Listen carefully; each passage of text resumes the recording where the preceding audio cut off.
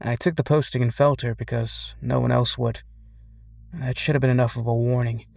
The school district listed the position 3 times in over 2 years. A K-8 teaching role in a logging community. It was so far north in Ontario that the nearest hospital was a 90-minute drive, in good weather, and the weather up there was never good. The salary was generous. The housing was provided. Every other candidate who made it to the interview stage pulled out before signing. I didn't have that luxury. I was 26, with a degree I'd barely used, and a marriage that had ended the year before, in the kind of slow, quiet way that left me standing in an empty apartment, wondering where the last 3 years had gone. When the recruiter called, I said yes before she finished the sentence.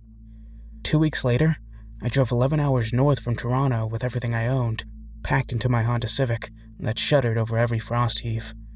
Felter sat in a shallow valley between 2 ridges of boreal forest, the kind of town that looked like it had been carved out of the wilderness reluctantly and was being slowly taken back. There were maybe 400 people, give or take. A general store, a church, a gas station with a single pump. The school was a flat-roofed cinder-block rectangle at the end of the main road, and my housing was a small clapboard unit behind it, close enough that I could see the playground from my kitchen window.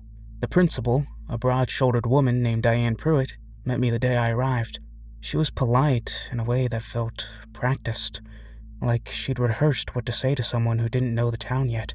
She showed me the school, the supply closet, the wood stove in the corner of the classroom that I needed to feed in winter.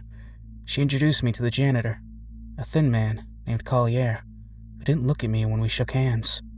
"Students start Monday," Diane said. 12 of them, ages 6 to 14. "You'll manage." She paused at the door on her way out, and I thought she was going to say something else. Instead, she looked past me, out the window toward the tree line.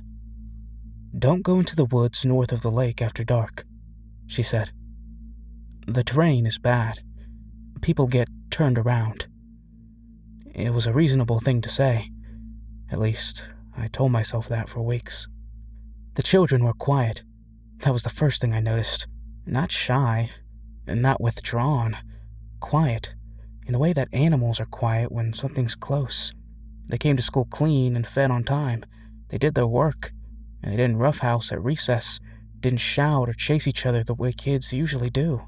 They stood in small clusters near the building and watched the tree line. I tried the usual things.